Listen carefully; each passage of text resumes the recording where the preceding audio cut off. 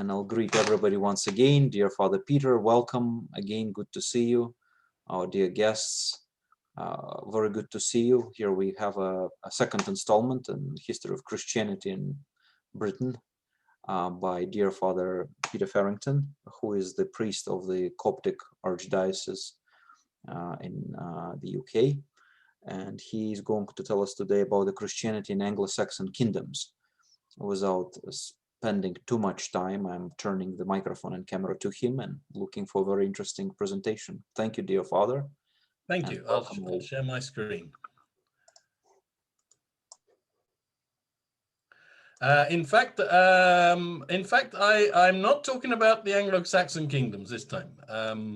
If you remember, in our first time together, we looked at Christianity in the Roman period. And now we are going to spend, if you will bear with me, some time looking at the Dark Ages in Britain, the period between the end of Roman Britain and the establishment of a civilized Christian culture within the Anglo-Saxon kingdoms. So it's this period when the pagan Anglo-Saxons are invading and the Roman society in Britain collapses. It's this period where for a long time we had little knowledge, and so it was called a Dark Age. And a Dark Age is one in which there is relatively little information available to understand the life and events of those times. And it's one in which it is suggested that knowledge itself has been lost. And from the perspective of Victorian academics, there was just such a period of missing information between the end of the Roman period and the later and well-organized English church, the Anglo-Saxon church, just before the Norman invasion. And in a third presentation, if Father will invite me back, we'll look at the period of the evangelization of the pagan Anglo-Saxon people and how the church established itself as southern Britain became England. But at the moment, we're looking at the collapse of the Roman society in Britain and what happened to Christianity in that period. In fact, we will see that it was not so dark in either sense. Our understanding of the British society at this time has continued to increase, and it is also clear that within the constraints of the times, there was a rich civilization, some parts of which saw themselves as being in direct continuity with the Roman society which preceded them. It was not the same, certainly, and being a culture of simpler goods, most have not survived from this transitional period. And the first image, which I hope you can see, is from a 6th century inscribed stone from Slaughter-Bridge in Cornwall, where it lies on the banks of the River Camel in a spot that has been associated with one of the battles fought by Arthur. Many of the legends around Arthur are entirely fictional, but it does seem that there was a warlord, a Romanized leader of what armies survived who resisted the Anglo-Saxon invasions. And so it's thought that here at Camelbridge, one of the battles against the Anglo-Saxons took place. And here we see a large stone, as large as a man. It's 6 or 8 feet long, so a very large and significant memorial to someone. And we can see, although perhaps we can't read it very easily, that it has 2 inscriptions on it. One is in Latin, and the other is in Ogham. And Latin is the alphabet writing that we can see there. Ogham is a series of scratch marks at various angles along the edge of a stone, which were also used to communicate and as a form of early writing, particularly among the Irish and among those in the west of Britain for memorial purposes. And in Latin, it says, Latini hic jacit fili Macari. And we can see a few of those words perhaps there. And in English, that says, Latinus, son of Macarus, lies here. So it's a memorial stone for someone who has died and been buried, a very important person in the society of this area. And There are many other such multi-language inscribed stones, and we'll look at a few examples together during this presentation. But I have chosen this one, first of all, not only because I have visited it and know it, but also and especially because it represents the idea that this period between the end of the Roman age and the solid establishment of the English church at the end of the 7th century is one of transition. What was it a transition from and into? And we can look at our second slide. Here are some important dates that will help us to place this period in context. And we looked at a similar series of dates in our first presentation. The first date is 407 AD. This represents an important event. Most of the military forces were withdrawn from Britain at this time. In the previous year, the Alans, the Vandals, and the Suebi, important barbarian tribes, had crossed the River Rhine, which had been the border of the Western Roman Empire. And they had begun to cause terror and destruction in Roman Europe. And the Romanized leadership in Britain, finding no support from Rome, elected a Roman soldier, Constantine, as leader. And he declared himself Emperor Constantine III. So at a time when the Western Empire most needed unity, if we were to study it in some detail, we will see that quite regularly these important local figures declared themselves emperor and fragmented the response of the Roman Empire to these barbarian tribes. He took most of the military that was still remaining in Britain over the Channel, over the English Channel, to Gaul, which is modern France. And he established himself successfully for a while as an emperor in the West, in competition to the Emperor Honorius, who was struggling to maintain control in Rome against the same barbarian forces. And so about 407 AD, most of those who could resist the Anglo-Saxons left Britain or went away from Britain with Constantine, a pretender emperor. And then we have a second date. Unfortunately, by 409, 410 AD, the people in Britain were facing severe assaults from Saxon raiders, especially along the eastern and southern coasts, close to where I'm sitting now. And we can still see many Roman forts along this coastline, which are called the Saxon shore forts. It was a defense against Saxon pirates. But as the military forces were withdrawn, there was no one to man these, and the Saxon invaders, the Saxon forces with their people began to settle along the eastern and the southern coasts. And so in 409, 410 AD, the Romanized British leadership expelled the Roman civil administration of Constantine III, and they took control of the province themselves. We have to remember that in Romanized Britain, the tribes were still present. There were still important men who were in the families of the great chiefs of the various tribes. And so when the civil government was unable to protect the nation, these local tribal leaders took up again the challenge of leading and governing and protecting the British Isles. And they were organized enough to write to the Emperor Honorius in Rome to see if he could send them any military aid.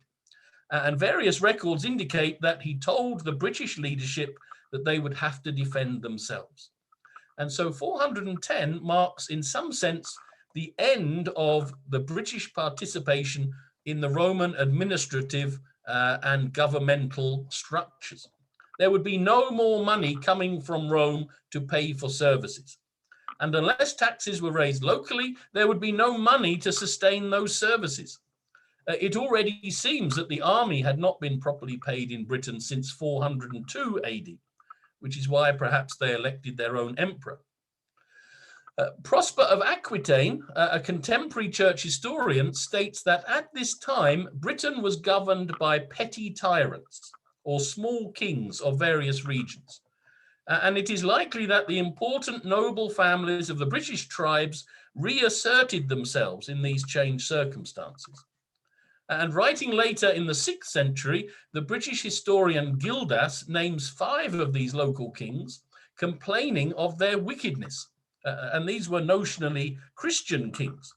And they are Constantine of Dumnonia, Aurelius Caninus, Vortipor of the Demeti, Cuniglassus, and Maglocunus. Yet we also find that the church in Rome was still interested in the affairs in Britain. And they sent Palladius, even before the time of St. Patrick, to serve as the bishop of a small number of Christians already found in Ireland. Palladius, in fact, found some resistance to his mission, and after a few years, he traveled into northern Britain, where he was more successful. And a few years later, another missionary bishop was sent to the Irish by the Continental Church, and this was St. Patrick. And we'll speak of him in a while. He was more successful, and the Irish Christians writing in this early period credited him with being the founding father of their community. And we will consider some of St. Patrick's own words in due course. Nevertheless, by the middle of the 5th century, without a Roman military presence, the British were suffering from regular and devastating attacks from the Picts in what is now Scotland, and the Irish, who raided for slaves across the Irish Sea, and whose most famous victim was in fact St. Patrick himself. And so the local leadership of the British, which appears to have continued to function at some level, wrote to the Roman government in Gaul, in France, and they desperately pleaded for help. We have their letter, and it says, "To Agitus thrice consul, the groans of the Britons. The barbarians drive us to the sea drives us to the barbarians. Between these two means of death, we are either killed or drowned." A very moving letter, but in fact, no help was forthcoming. And so we come to a most significant date. And let me come on to the next slide. The Romanized British had turned to the Saxons themselves, a rather fearsome people. And over some time, perhaps even before the end of the Roman period, they had used their warriors as mercenaries, and some of them had settled on the east coast of Britain. And in 449 AD, more of these mercenaries arrived. And they are very famous in my home county of Kent, where I'm living.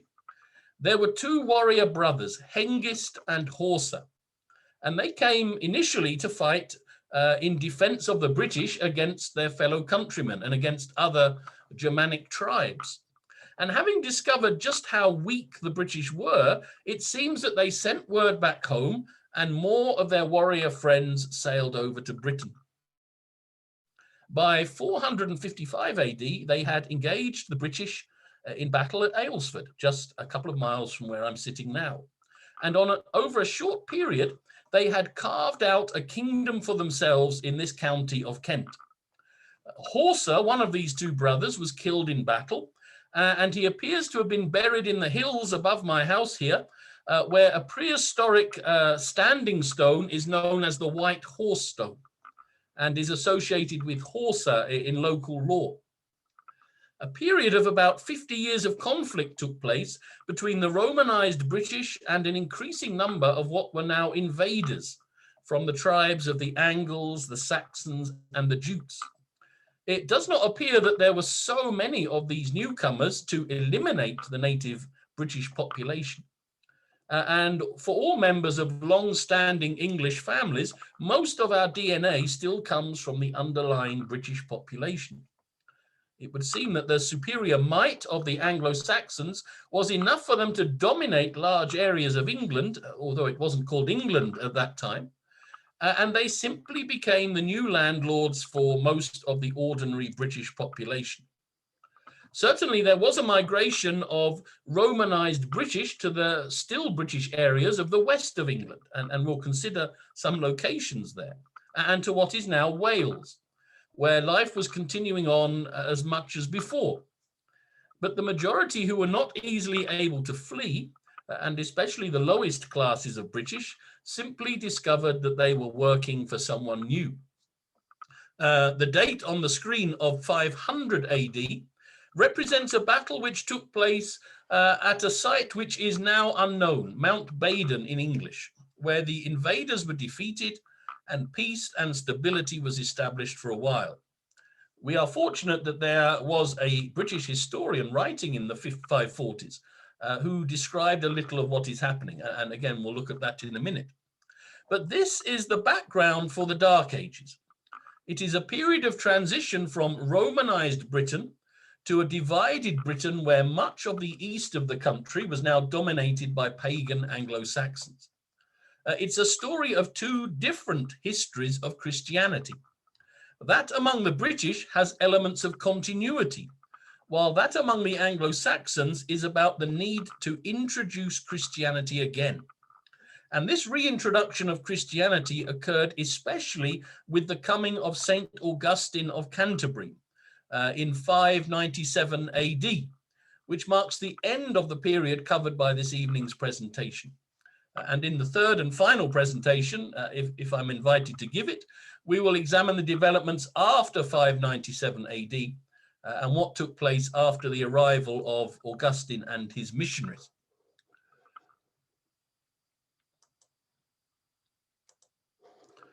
This map gives us some idea of what had happened between 410 and 450 AD, which isn't such a long period, and then between 450 AD and 540 AD. In 410 AD, England and Wales and much of Scotland were Romanized, even if not very civilized by continental standards, over in the fringes of Cornwall and Devon in Wales, and in the Lake District. By 450 AD, there was conflict in the east of England with invading Anglo-Saxons, and the north continued to be faced with hostile Picts, while parts of Wales suffered from Irish pirates. Nevertheless, there was still a great sense that it was a Romanized Britain which was facing these various violent assaults. But by 540 AD, much of England had been subjugated by the Anglo-Saxons, who had established kingdoms of their own. And even in Wales, there were settled communities of Irish who had occupied southern parts of the region. Just a few decades later, and by the time that St. Augustine was sent as a missionary to the pagan Angles, the invaders had reached the River Severn and had cut off the British in Cornwall and Devon, and they had reached Chester in the Midlands and cut off the British in Wales from those in the Lake District. You can see that I live in the Kingdom of Kent. And in fact, the Kingdom of Kent took its name from the British tribe, the Cantiarchi. And that suggests that the Anglo-Saxons already knew this part of Britain by that name. It was the region of the Cantiarchi, and so it preserved the name of Kent. But we can see that many of the other names represent the places where these invaders came. Sussex means the South Saxons. East Essex in modern English, Essex is the East Saxon region. London was Middlesex, the Middle Saxon region. East Anglia was where the Angles settled in the east. And so we can see many of the English kingdoms occupying land that was once the place where British people lived and had British government. We're going to look at some pictures now of various artifacts. And in the first presentation on Christianity in Roman Britain, we saw several Christian wall paintings from a Roman villa, if you remember, in which some of the rooms had been converted into a church. And in the same area, within a few miles, 100 years later, the invading Anglo-Saxons had driven out the British, or at least had defeated their armed forces and taken control. And this is an image of a very rare item. Not only is it made of glass, but it dates from the transitional period between the Roman and the English control. It is thought that it was made in about 450 AD, and it is described as a communion chalice. And in the picture and in the local museum where it is displayed, it is upside down so that the inscription can be seen. We can't see it very clearly in the photograph, although we can see that there are letters there. but the image gives us the writing. There are a variety of interpretations of what it says, because the Latins tended to abbreviate their words, and therefore sentences could have a variety of meaning. But we can see in the center that there is a chi rho, the two Greek letters which represent Christ.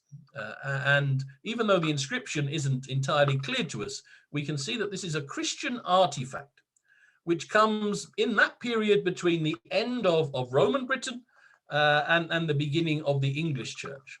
And this suggests that despite the Anglo-Saxon invasion in Kent, where this is found, there was a continuity of Christian practice in the area from the Roman period into the Dark Ages for some time, which was then re-established in the Anglo-Saxon Church of the early 7th century.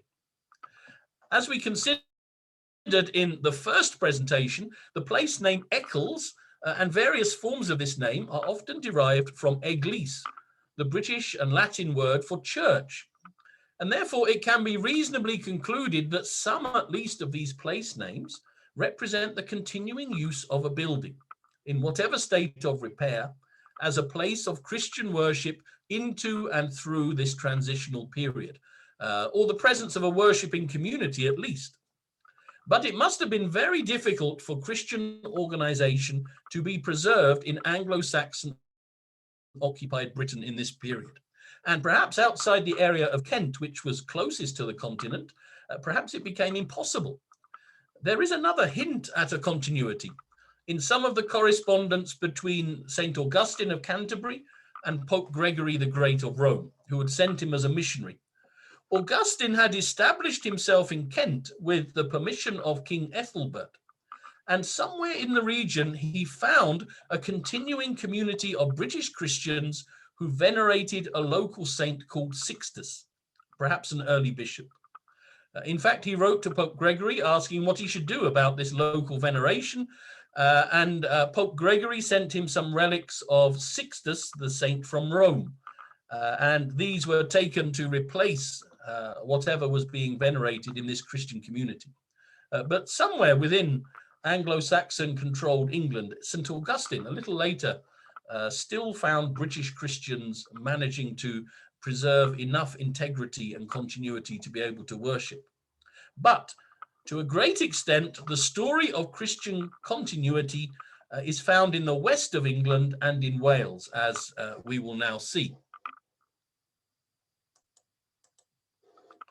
We're going to look at a few texts, as we did in the first presentation, which give us some idea of what was happening in Britain at this period. So before we look at the material and archaeological remains, we're going to look at 2 or 3 pieces of documentary evidence. In the first place, there is the biography of Germanus, Bishop of Auxerre in France, and he died in 448 AD. And he made a visit to Britain after the Roman period in about 429 AD. And his biography was written just a few years after his death, and so is reasonably accurate, historically speaking. The heresy or error of Pelagianism was spreading in Britain at this time, and a deputation of British Christians came to ask for help. A council of bishops in Gaul was gathered, and they chose Germanus to go and represent them to the British Church and help the British Church in resisting this misrepresentation of Christianity.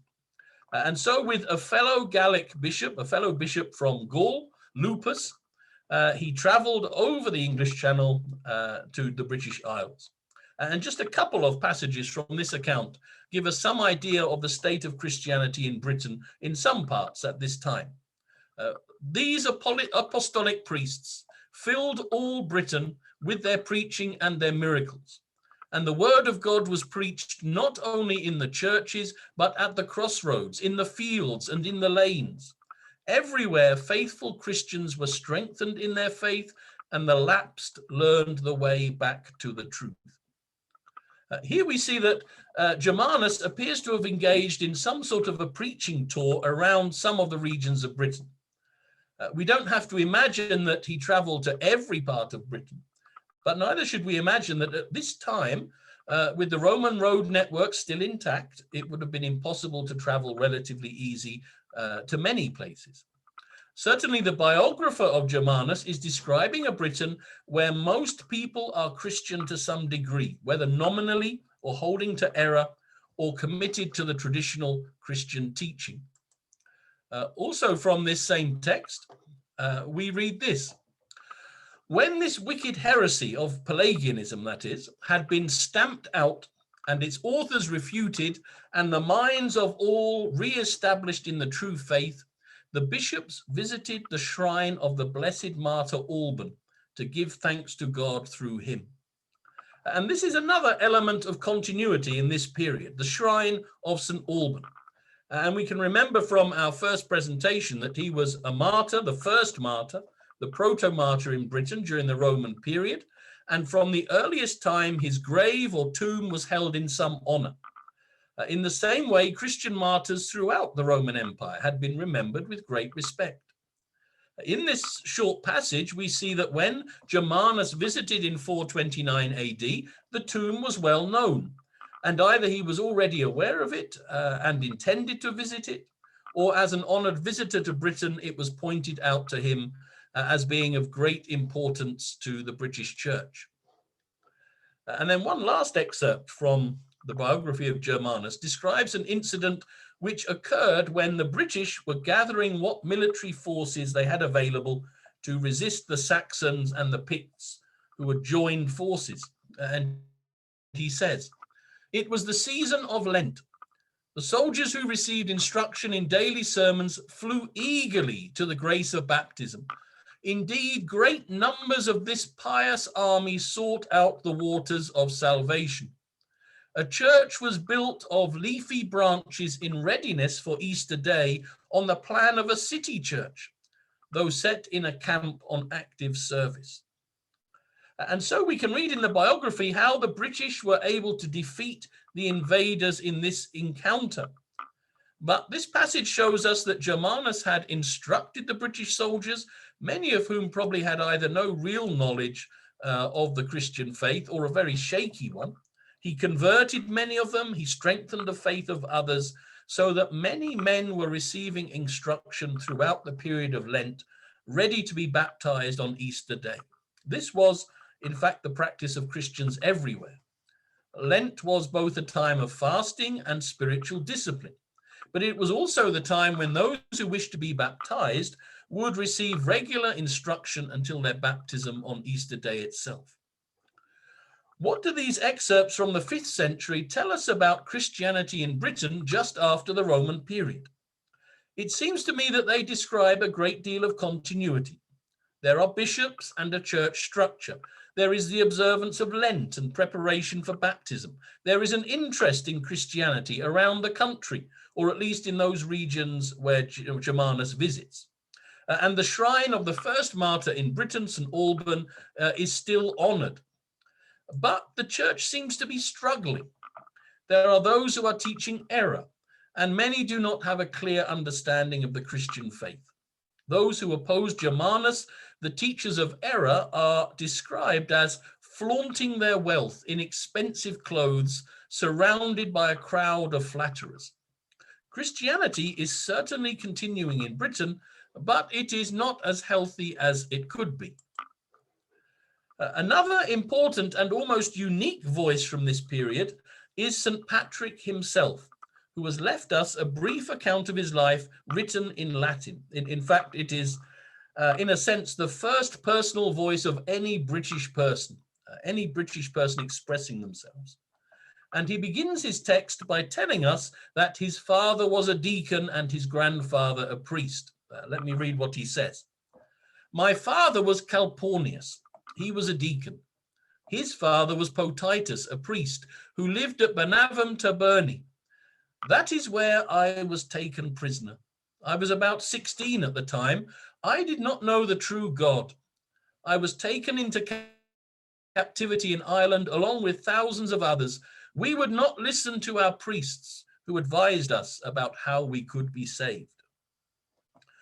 This family tree takes us well back into the Roman period. If Patrick was born in about 430 AD. More than that, we see that he also has experience of Christian priests and presumably Christian worship, and had been baptized. But as a 16-year-old man, this has not made much impression on him. And to all intents and purposes, he considers that he was essentially a non-believer. From the writings of another contemporary source, Gildas, it does seem that Christianity was widespread, but that in many places and cases it was of a nominal adherence only, even when there was a long-standing experience of Christian culture. It is still not clear at all where he came. Locations make a claim to be Benavam Tabernier, but it was certainly a location on the west coast of Britain. And he became a victim himself of the Irish pirate raiders who were causing so much devastation.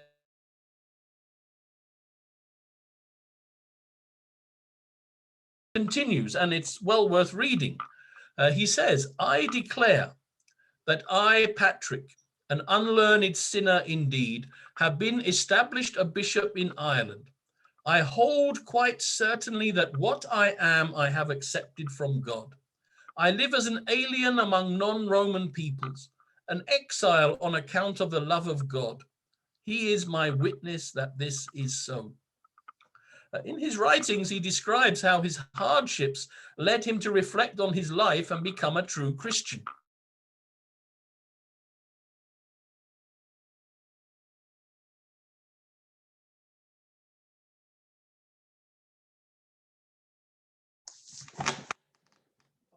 Father Peter, Father Peter, hello.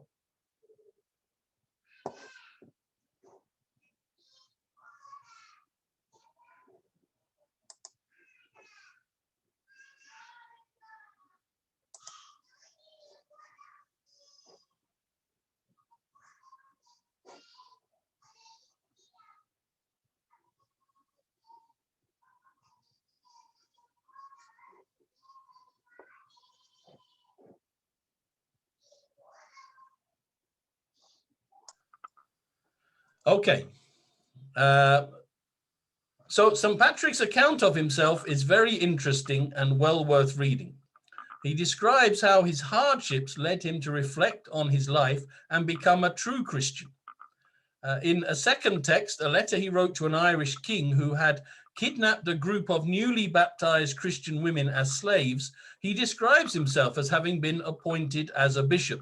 And this is what he says, I declare that I, Patrick, an unlearned sinner indeed, have been established a bishop in Ireland. Father, forgive me. Father, yes. Sorry. Could you please share your screen, because we sorry, we need to do that as well. Yep, of course, sorry. Here we are. Fantastic, thank you. I declare that I, Patrick, an unlearned sinner indeed, have been established a bishop in Ireland. I hold quite certainly that what I am, I have accepted from God. I live as an alien among non-Roman peoples, an exile on account of the love of God. He is my witness that this is so. He describes himself as having been appointed a bishop, and early traditions associate him with Germanus of Auxerre in northern France. Whether or not he knew Germanus directly, it is reasonable to conclude that Patrick spent some time in Gaul after his escape from slavery, and that it was here he became a monk, a deacon, a priest, and then a bishop. Why does this matter?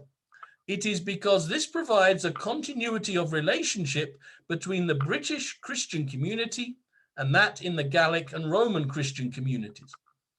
Patrick speaks about the non-Roman people he is serving among. And of course, he was not Italian. He doesn't mean this.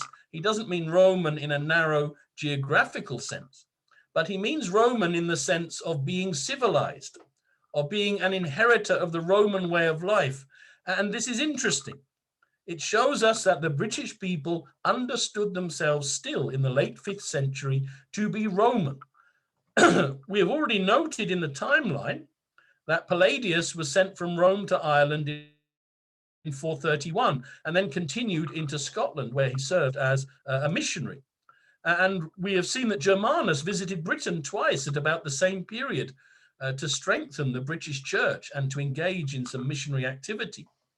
And there is also the example of St. Ninian, from the Solway region of southern England. That's the coastal areas between the Lake District, Cumbria, and the south of Scotland. He was brought up there in a Christian family, and he set off to Rome to gain a better education, and he returned as a missionary bishop himself.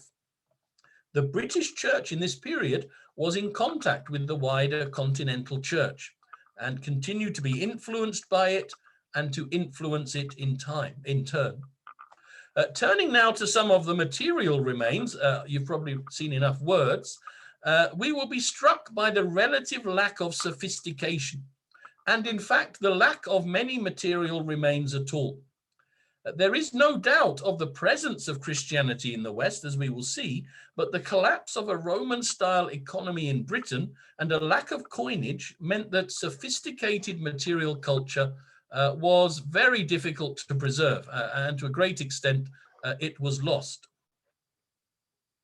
I want to show this picture first because it's to do with St. Patrick. And this is in the northwest of England at a place called Heysham. And it traditionally represents the place where St. Patrick came ashore. After he had been kidnapped, when he was traveling back, it is thought that he, in his life, he tells us that he was able to take a ride on a boat. He made his way in escape from his master to the shore under the inspiration of God, who had visited him in a dream.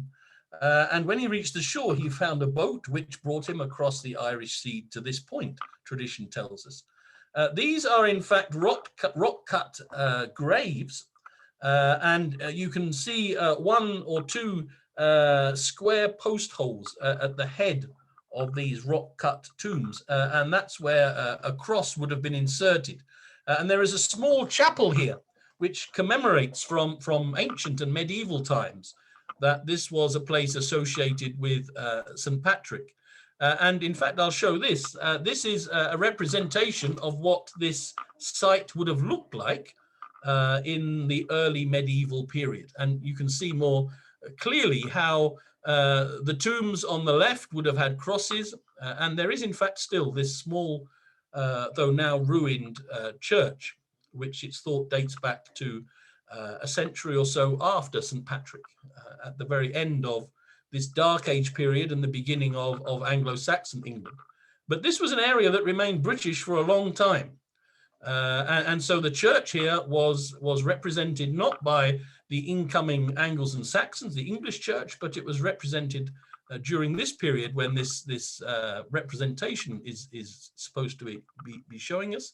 It was still the British church, building now in stone and commemorating the lives of their own saints. This is a picture of Wroxeter, a Roman city in the west of Britain. And this is what it looks like now. It was an important Roman town in the west.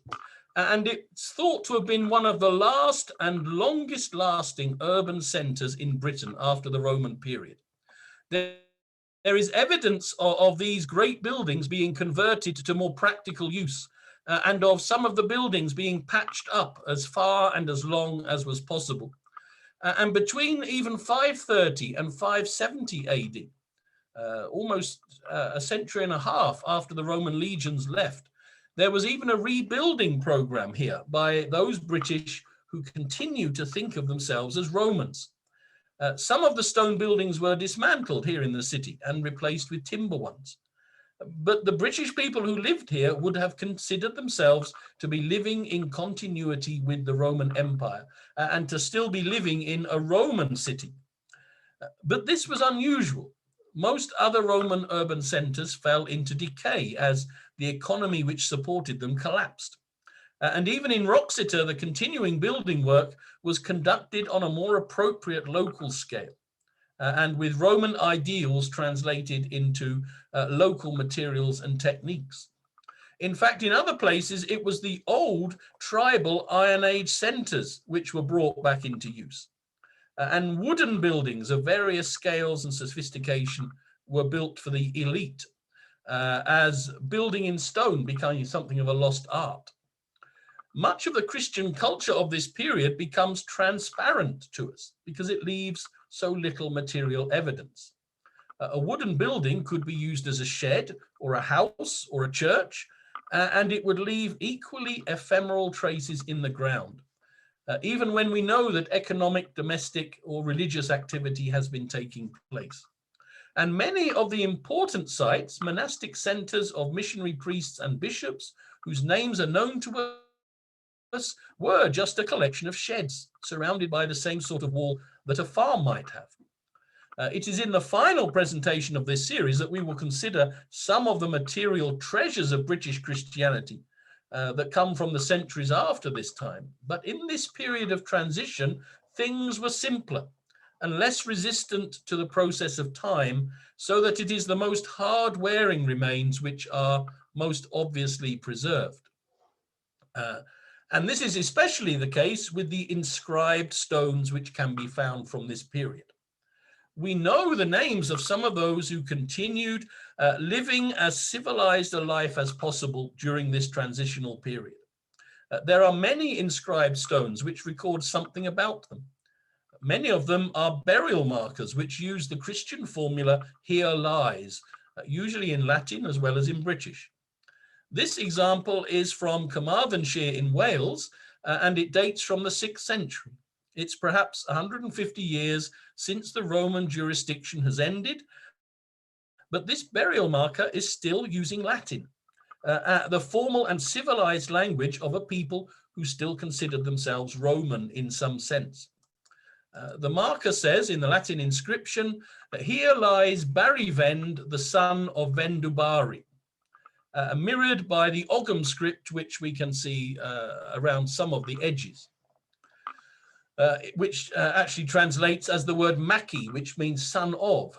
So Maki and Philly both mean son of, but they're in two languages, representing this dual culture of the British people as time passed. This example is from St. Endelion in Cornwall, another area where the native British were able to resist the Anglo-Saxons, and it has the Christian formula, "here lies." The stone is about 1.5 meters tall, and we can just about make out a Chi Rho at the top of this pillar. And it has an inscription on it which translates to "Brocagnus, the son of Nadotus, lies here." And this inscription also dates to the 6th century. So the names are starting to become British rather than Roman Latin ones. But the means of communicating the importance of these people, and very few people in British society would be so significant as to have such a pillar erected for them. The name, the style, the language used for these memorial stones remains Latin, even as the centuries pass. Here are just two more burial markers with very clear inscriptions here. The first on the left is from St. Just's Church in Cornwall. Cornwall was one of those areas that remained British to the very last, and was one of the last independent kingdoms of British people before it was conquered, overwhelmed by the English, the Anglo-Saxons. On one face, it is inscribed with the words, "Here lies Salus." He lived in the 6th century, and he may have been a ruler in Cornwall during this period. The second inscribed stone is found on Caldy Island, off of the Pembrokeshire coast in Wales, where a monastery was established in this period by St. Pier. And this stone has two inscriptions. In the first, we can read in Ogham, and it says, Ogham is a few of these marks on the left and right-hand side, very difficult to see, but we can just about make them out in the photograph, scratches on the side. And that was a language used in stone. And it says, "The stone of Maglia Dubracunus, the son of." And Dubracunus was associated with the early monastic founders of this monastery. And Dubracunus is recorded as consecrating St. Samson in about 521 AD. So it seems that the Ogham refers to one of the early founders of this particular monastery on this monastic island. These markers show us that the native British had reverted to their own culture to a great extent. They were using their own British names and were often using Ogham to inscribe their memorials, but they were surely intending to commemorate the important elite members of their society in the same way that the Roman period memorials, carved with greater precision, had intended to. And their continuing use of the Latin language was intended to express a continuity with the imperial culture of the relatively recent past. Their use of the Christian formula, here lies, hic jacet, places their commemoration in the context of a continuing Christian religious culture. And then on the next slide, we're looking at quite a few monastic sites and stones, but this is the weathering, the hard material evidence we have, where the wooden materials, the other writing that has been lost through the years has gone from us. The last inscribed stone was set up on the site of a 6th century monastery, and it recorded the name of a 6th century bishop. And it reminds us that monasteries were an important means of preserving and supporting the Christian population, especially during a period of transition and tension. And this has been the case in many other Christian cultures. Most of these sites are difficult to identify on the ground, even when they're known to have existed, because, as I've said, the buildings were made of wood, and the wood has weathered and disappeared, or it looks not very much different to a farmyard. One important example is St. Illtyd's in Wales, and this is a picture not of the church as he would have known it, of course, but of the church as it is today, mostly of 15th century work. But a monastery was established on this site in the early 6th century. A very early biography of St. Sampson, written in the early 7th century, tells us Illtyd was the most learned of all the Britons, both in the Old Testament and in the New, and in all kinds of philosophy, poetry and rhetoric, grammar and arithmetic. There is no reason for this to have been impossible. We should not imagine that our ancestors were ignorant and that in the Roman period, and for as long as was possible, a proper education was not valued and provided as far as the British were able. In a later period of history, which we'll consider in the third and final presentation, Bede, a monk of the late 7th and early 8th century, was among the most educated of all Europeans of his time, but he lived in Jarrow in Yorkshire. It seems that here at Llantwit Major, the great church of Illtyd, he founded a monastic school which provided the most advanced education then possible in Britain, and in continuity with that which he had received at some time in the 5th century. This perhaps illustrates a feature of post-Roman Britain. It was the church which became the custodian of learning and culture to a great extent, and especially the monastic communities, which were best able to develop in a society in which Roman urban centers were falling into disrepair. There were other monastic sites of importance, so many.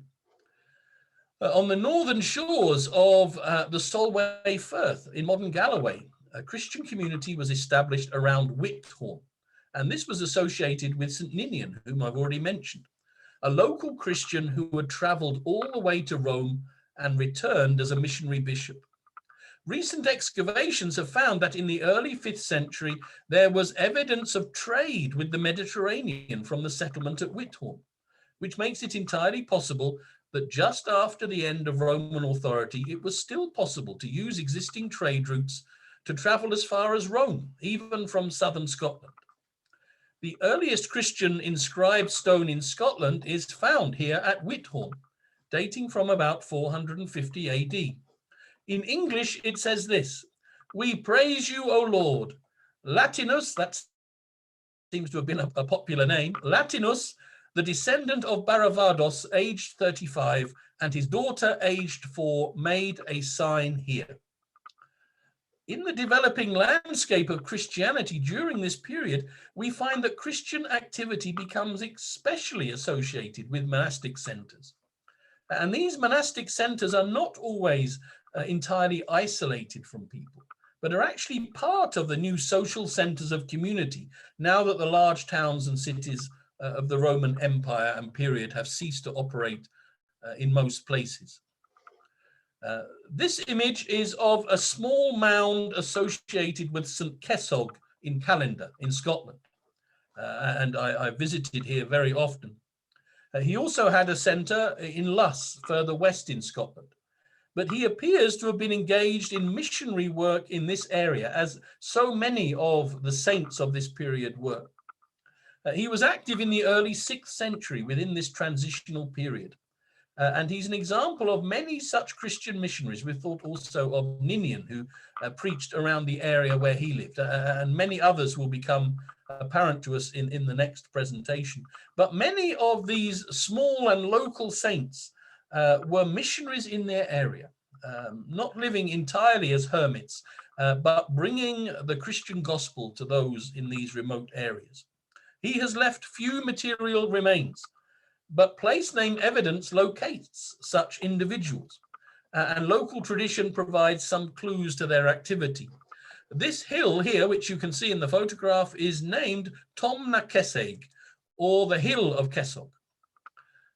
There were other monastic sites of importance on the northern shores. Sorry, I haven't clicked onto my next words. Did he have a small hut here on the top of this hill? Perhaps he did. Did he have an equally simple chapel that has long since disappeared? In fact, the site of the ancient village church is adjacent to this mound, so that seems entirely to have been the case. Just a mile or so outside the village, there is the even smaller and even more inconsequential hamlet of Kilmahog. And the place name indicates that in the 6th century, there was a small hermitage or kill which belonged to a Christian monk and missionary called St. Chug, or some other such name. It's not possible to determine entirely what he did, but he was here in this period and he made some mark on this landscape.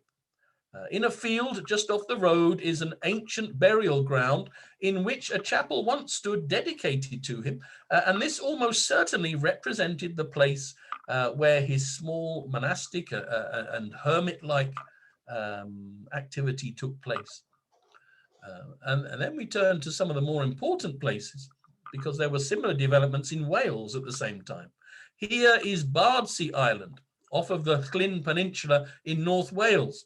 It is known as the Isle of 20,000 Saints, and many of the nobility of Wales would wish to be buried here.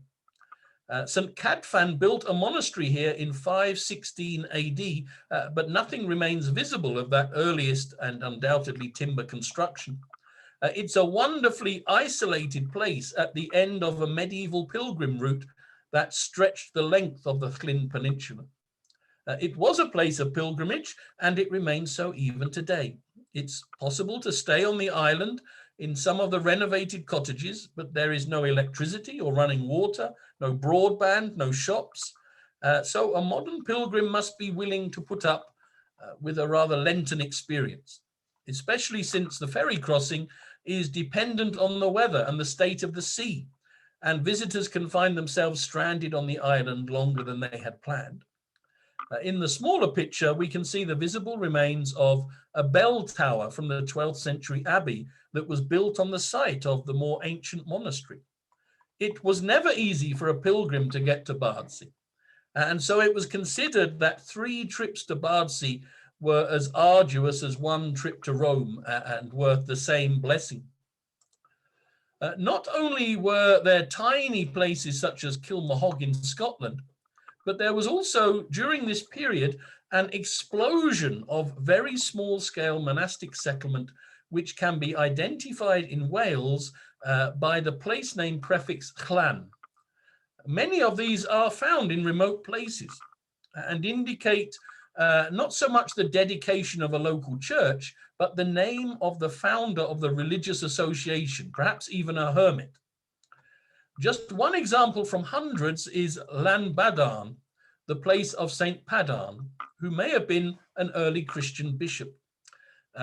He was certainly an early Christian figure in the location, and it seems that he developed a small community of monks here and may have been a missionary working in the area. There was no town or urban centre. His buildings, such as they were, would have been made of wood, and whatever slight traces might have remained are now buried under this medieval church, under the graveyard, and under the small village.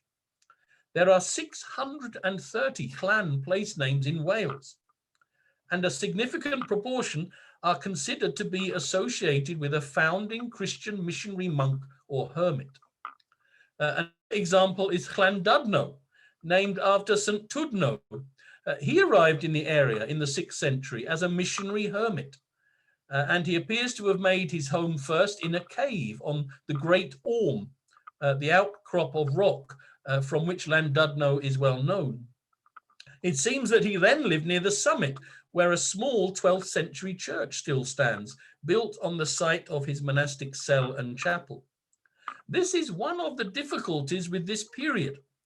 It is reasonable to conclude that there was an early Christian monk and preacher here, Saint Tudno, and that there is some continuity of use in the location of the later church and in the place name. But what else can be said about him or the community he established and preached to? Nothing very much at all beyond its bare existence. This is the location of the coastal retreat of St. Trillo on the north coast of Wales, near Llandudno, one of my favorite places to visit.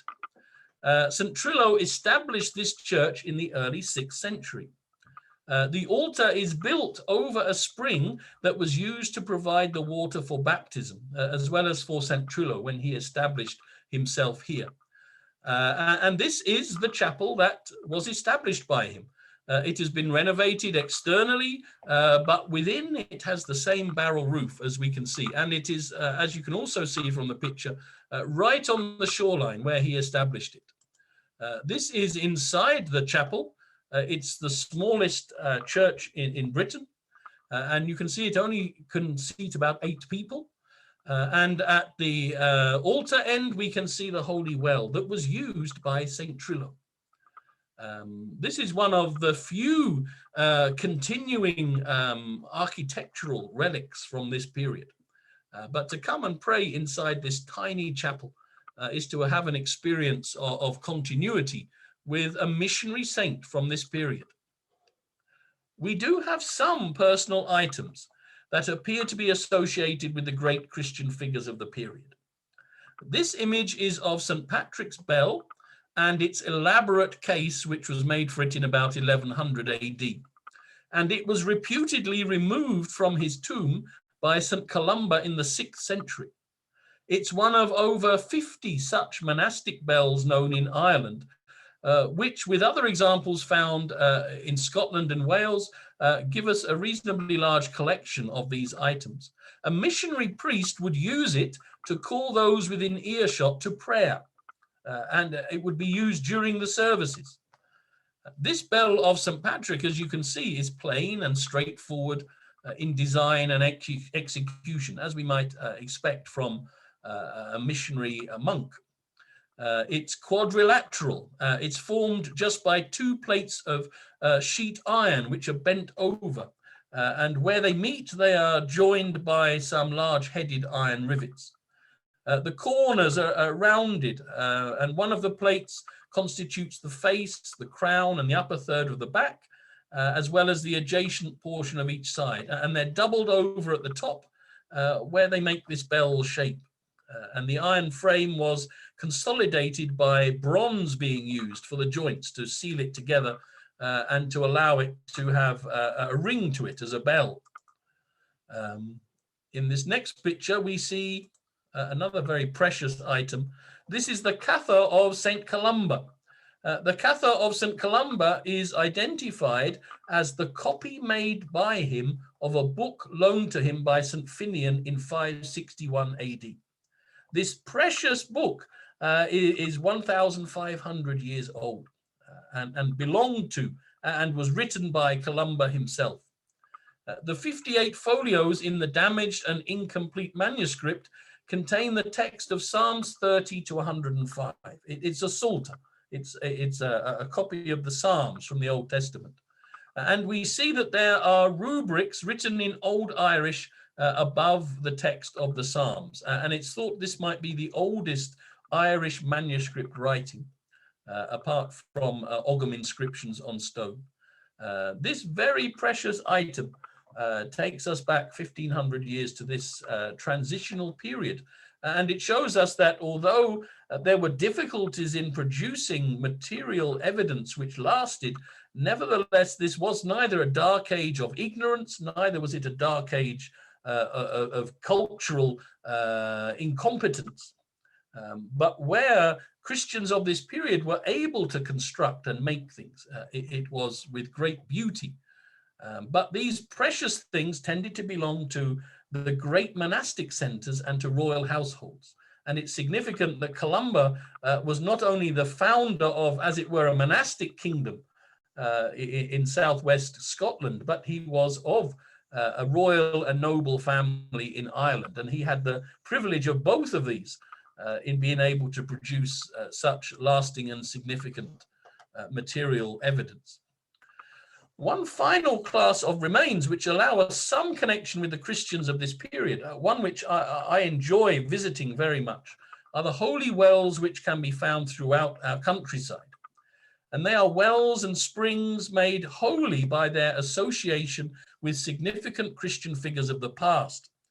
We saw the well under the altar of the little chapel of St. Trillo. This was the well, the spring that was used by that saint 1500 years ago.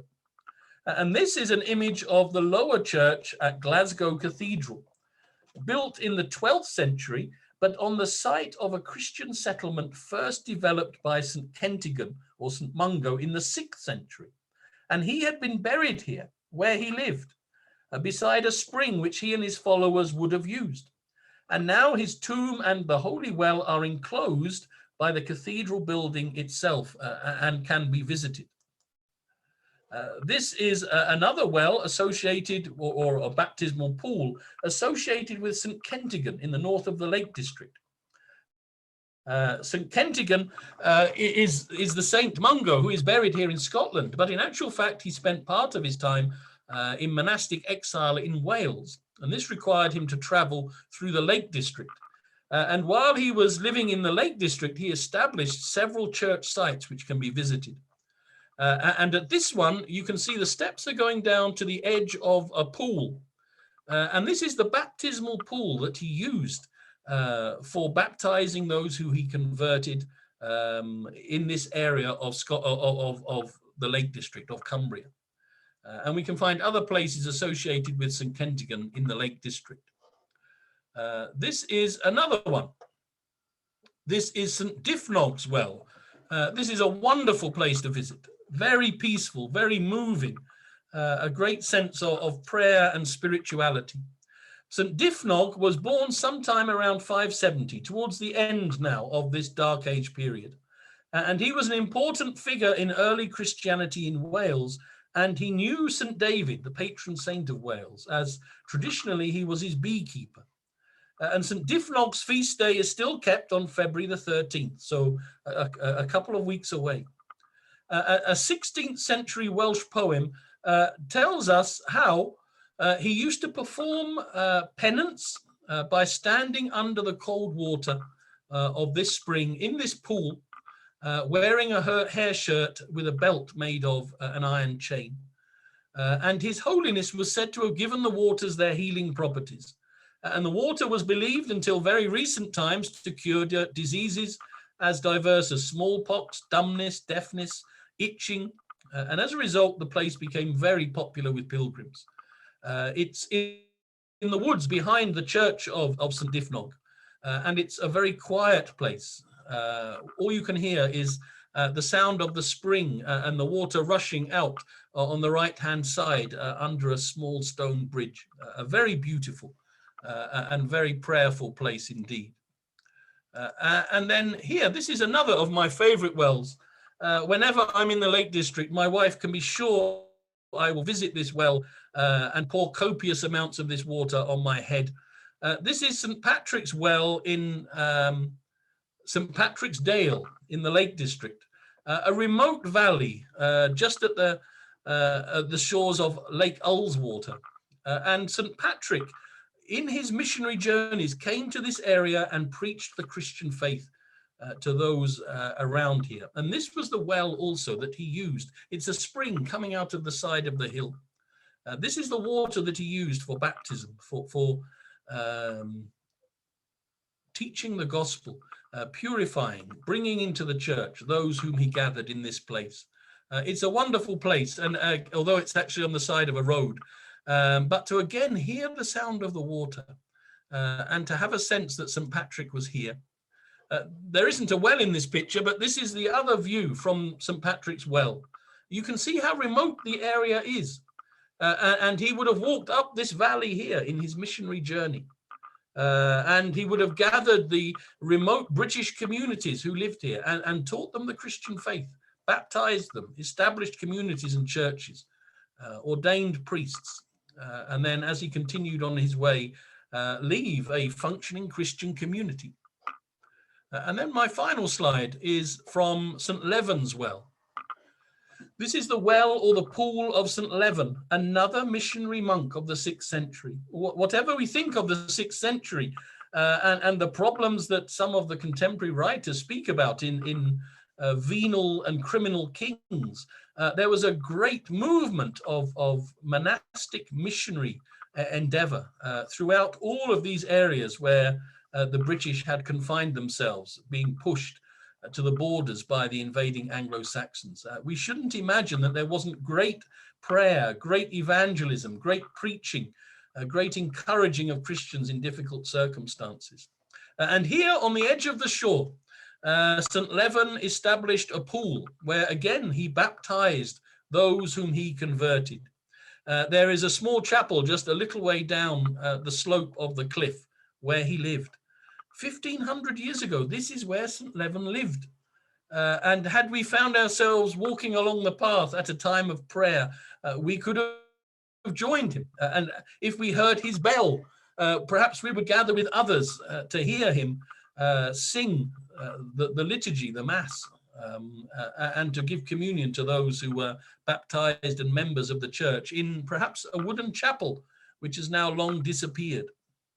What can we say about Christianity in this transitional period? It is everywhere in the west of England, in Wales, Scotland, and Ireland. But it has not left great treasures in this period. It was a church facing economic uncertainty and invasion. It has left some solid evidence in the inscribed stones and some of the very earliest crosses. Some of the much more glorious crosses that we will look at next week have yet to be constructed. It is discovered especially in place names which preserve the memory of early missionaries and monks. It is found hidden under medieval churches and in the springs and wells, the islands and the cliff tops that still attract pilgrims. It is found in some of the relics which have been preserved through 1,400 years to the present time and are found in the National Museums. And it is discovered in the documentary evidence, a little of which we have considered this afternoon and evening, often in the actual words of those who lived as Christians here in Britain during this period. It was a church in some crisis and transition. There was organization, there were bishops and contacts with the continental church. But even though British Christians would have recognized each other as members of the church, there were several organizations as might be expected. Some already looked towards the island of Iona for leadership at the end of this period, others to South Wales and the bishops there. In Cornwall and Devon, there was local leadership, and the Christians in Ireland were served by their own bishops, deriving from the missions of Palladius and Patrick. There was not one church, if we mean one organization with a central focus. As the urban centers collapsed, it was monasticism and the organization of monastic centers which provided much of the necessary social cohesion and continuity in terms of culture and education. There were a great many monastic missionaries in this period. Some were sent out deliberately to convert the various pagan tribes. Others set off in search of solitude and preached wherever they went, establishing small communities here and there. But this was the experience where the Anglo-Saxons were unable to dominate. In the East, the continuity of Christianity was very fragile and generally appears to have ceased to exist. When St. Augustine arrived, he was certainly not the first to bring Christianity to Britain, but to the Anglo-Saxons. And having established kingdoms of their own in the 150 years since their revolt and invasion, they were not yet Christian. And in the final presentation in this series, we will consider the effects of Augustine's mission, the continuing development of Christianity outside the control of the English, and the increasing opportunities for Christians in both spheres to influence and discover each other. Thank you for your attention through this presentation. I hope that some aspects of it have been interesting to you. Thank you. Wonderful, Father. Thank you so much for most engaging presentation.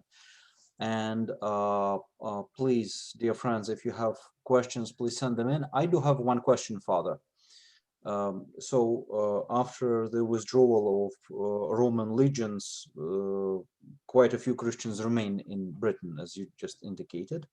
And as we've heard from the biography of St. Patrick, that he was himself from the clergy family. Do we know anything about existing or remnants of hierarchy during this period? Because naturally, to ordain clergy, you needed bishops. Do we know anything about it? Was there any kind of formal structure to the church, even if we don't know too much about it? Well, we know that immediately after the Roman period, there were bishops who were able to engage with the church in Gaul. And very quickly, we start to hear the names of missionary bishops in the West. So some of the names I've mentioned today were not only monastics, but they were bishops. But generally, the life of the church continued in the monasteries.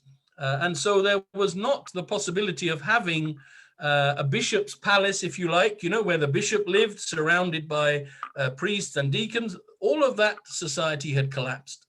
So where there were bishops for a while, they had to be monks living in monastic communities. It is thought that some of the Iron Age forts, the great hill forts, it's thought that some of these became monastic centers and centers for bishops because they were already established as community centers. And it's very hard, as I said, to distinguish between wooden buildings used for various properties. But we do know that in this period of which I'm speaking, in the west of Britain, there were many bishops. There were bishops who began to be focused in the south of Wales, around where St. David was. St. David's became an archbishopric. There was the church in Cornwall and Devon, which had their own bishops. There was the church in the Lake District, which had their own bishops. So what we find is that the episcopate is continued in missionary monks rather than in a continuity of urban bishops, we can say. There was no place for the urban bishops to live. You either lived as a missionary bishop or you had nowhere else to serve. We know the names of many of these because they were being sent from Gaul, other areas where the Anglo-Saxons hadn't invaded. If St. Patrick and St. Ninian and Palladius were sent as missionary bishops, it was from the church in Gaul and in Rome, which hadn't been compromised in the same way. Certainly when Patrick visited first Ireland, it seems that there were some bishops there. He gradually became the most important bishop, and again, but it was a missionary activity. So in the West, the idea of the bishop, as it was in France, had disappeared because social culture had collapsed. But the episcopate continued, and the church was always episcopal. It always had bishops and priests and deacons in the West. It was in the East, under the invading Anglo-Saxons, that we can imagine how hard it would be to continue a traditional Christian experience when you have no bishop or a priest only comes occasionally, you know.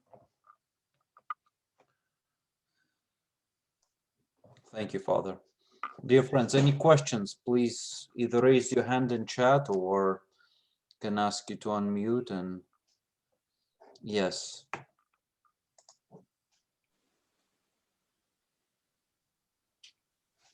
Yes, Hello. thank you. Yes. Tatiana. First of all, wanted to express my gratitude for a beautiful presentation with fantastic photographs of the coast. And thank you, Father, and fathers and everybody here. Just wanted to say that I'm here because of our friends in Paris who pointed out to you. And through you, I'm here only a couple of miles away from Father Peter, who was given presentation tonight. And this is amazing because I'm here in Rochester. Okay. And it is very amazing to see that the presentation you have chosen reflect all Great Britain Isles.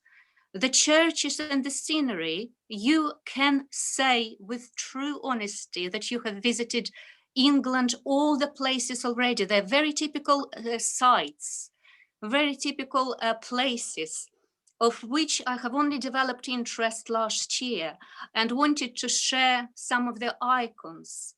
Because with the growth of interest of the saints, of early Christian saints, the iconography also grew. For example, the icon of the Promoter, Saint Alban, yes. and Saint Edward. Just wanted to show you so you can put faces on those saints that you, some of them you explained to us so wonderfully. And this is Saint Answita from Folkestone, whose relics were founded recently. And last year, the scientific work was done on establishing who they belong to. One of my personal favorite saints, Saint Mildred from Minster, with her memory day on 13th of July. And some of the iconography is with groups of saints. For example, Saints of London or Saints of Barking. And this is the icon which is very popular in Russian Orthodox Church. And this is the icon of all the saints of Great Britain and Ireland. However, we can certainly say that they're not all saints here, perhaps all the main.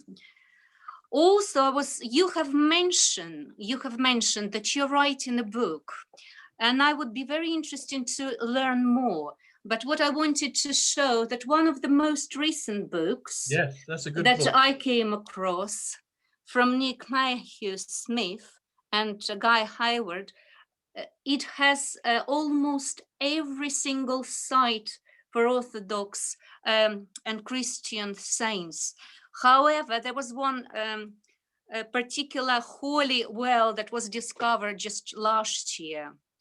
And it is not in the book, and also in East Sussex. And also wanted to share some of these books.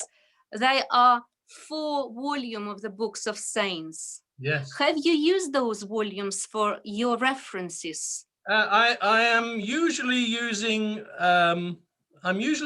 Victorian 100-year-old text because 100 years ago they did not have the same pressure when publishing books. They could take their time to produce very large volumes, you know. So, for instance, yesterday I wrote about St. Trillo, whose little chapel I had some pictures of. And the books I am using, they go into the greatest detail of every single reference to that saint and every place that might be associated with him. There are, as you know, thousands of British saints. And if we include those in Ireland, 5,000 saints probably, you know. And what I want is, there are many books about the saints. I'm not trying to write a book that will be the best one, but I want my own Orthodox community made up of people from Egypt. I want them to value these saints, you know. So every day. Tell us more about it. What exactly is your book? When it will be published, and what will be in this book? I'm going to. I'm spending the next couple of months, especially to my own communities, because they don't know many of these saints. I am writing a passage of a few hundred words or 1,000 words every day about a different British saint, especially ones whose places I visited and I have photographs of. And at the end of it, there are many books that have every British saint, or there are some, and they are very interesting to me.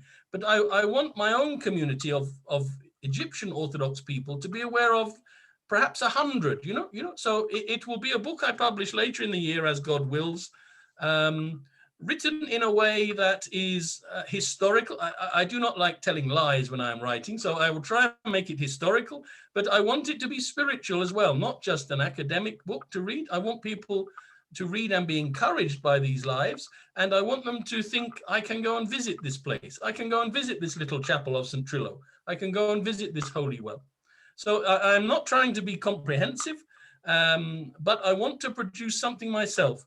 And even the discipline of writing for 100 days about the saints is very precious to me. Yesterday, when I was writing about St. Trillo, I felt so strongly my respect and veneration for St. Trillo, because I was writing for 2 hours about him, and if I can reproduce this for my own spiritual life, that I think carefully about a saint on every day. Tomorrow I will write about St. Bridget, one of the most famous of Irish female saints, and I'm sure I will gain so much spiritual benefit from spending 2 hours writing about her. Not to say everything possible, but to say enough to help my own Egyptian Orthodox community realize that they are also in a land of saints. They have not come from a land of saints, and here we are a desert, but here we also have, we are buried, we have the saints buried among us and around us. Everywhere I go on holiday in Britain, my wife knows that if we are driving down a road, she will know that we are visiting a holy well or a church or something. And whenever we come into a car park in a village, she says, "Why are we here? What saint is here?" Because we are surrounded by them, thank God. And I want to value them more myself, and I want to use that to share it with my own community and anyone else who finds it useful. Indeed, thank you. Like we know the saying, very famous saying, if we are going to venerate our local saints, then our Christianity is going to grow and blossom. And in the next presentation, I will have photographs of Canterbury and photographs of Rochester. St. Paulinus, who is the first bishop of Rochester, we have the place where his coffin was laid in Canterbury. Although his remains have been destroyed in the Reformation, we still have the outline of his coffin set in concrete. I cannot imagine living without this excitement and interest in the saints around us and their holy places. Indeed, thank you. No, thank you.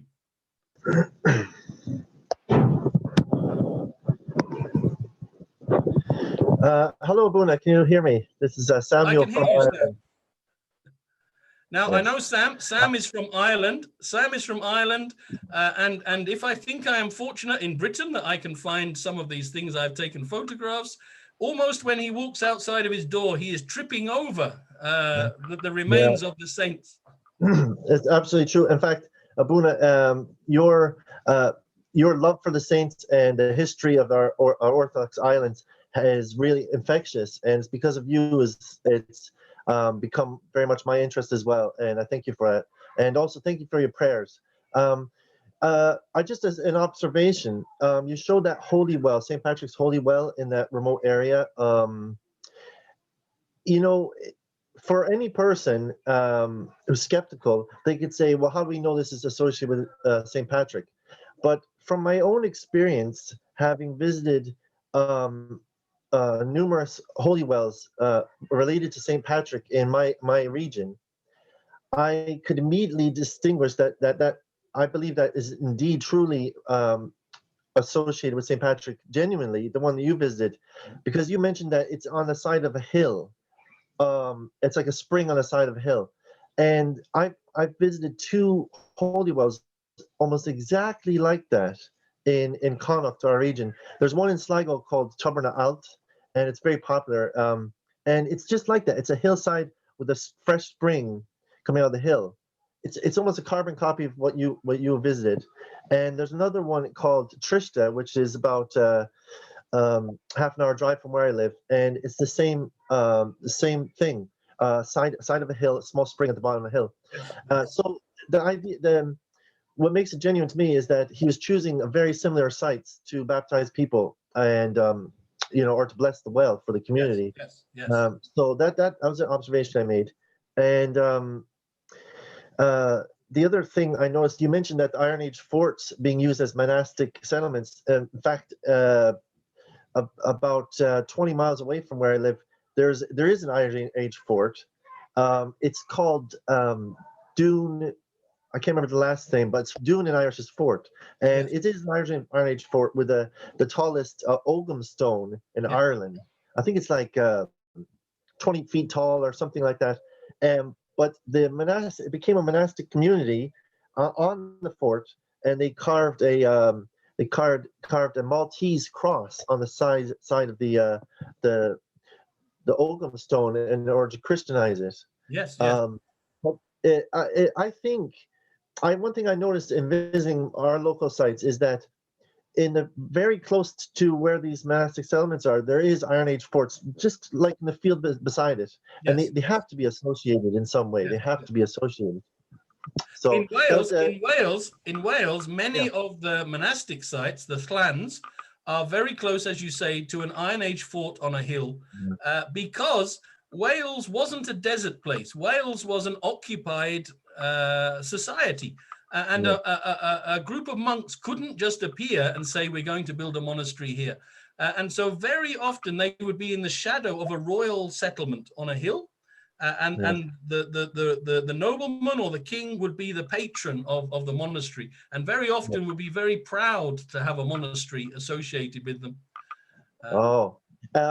Yesterday my family was able to visit a village called Achonry, and it was the center for the bishopric for our region, and it is Saint. His name is Saint Nathy. He was the founder of the monastic community there.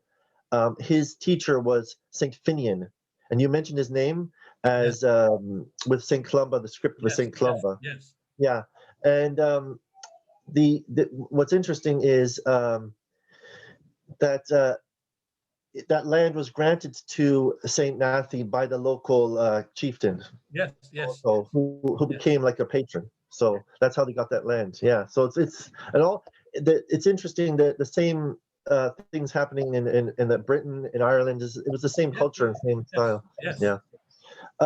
Just a quick question. You don't have to go on too much about it. One of the saints I noticed in some of our lists of Irish saints and stuff, it was a mermaid. And how much of the Irish and British saints is there a crossover with legend? So I'll just leave it with that and see what you think. Is there much of crossover between? I think that tomorrow is St. Bridget's Day, and associated with St. Bridget. St. Bridget is from this Dark Age period, really, towards the end of it. And some of the ideas associated with her are clearly pagan. That they are a hangover from Iron Age religion. But that's because she has the same name as an Iron Age goddess, But within her story, we discover that she was an important Irish monastic leader. I think as with all of our saints in all of our places, in Egypt, in Eastern Europe, in Russia, wherever we are, there is a work of discretion. What is an elaboration of the story of the saint, and what is really I do two things when it comes to church history. I believe everything and I question everything, and that keeps me happy.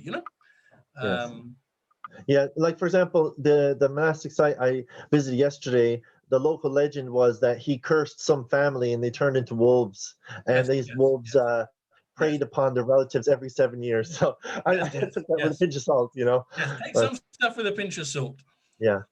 But apart from that, the stories of their prayer life and asceticism, I think, were genuine. Yeah. Yes, I think that's what's inspiring. Yes. Okay, thank you, Abuna. No, thank you, Sam. Good to see your face. Thank you again for the opportunity, Father Ilya. My great pleasure. And you mentioned a few times, if you'll be invited, you are indeed invited. You know, you don't have to repeat it.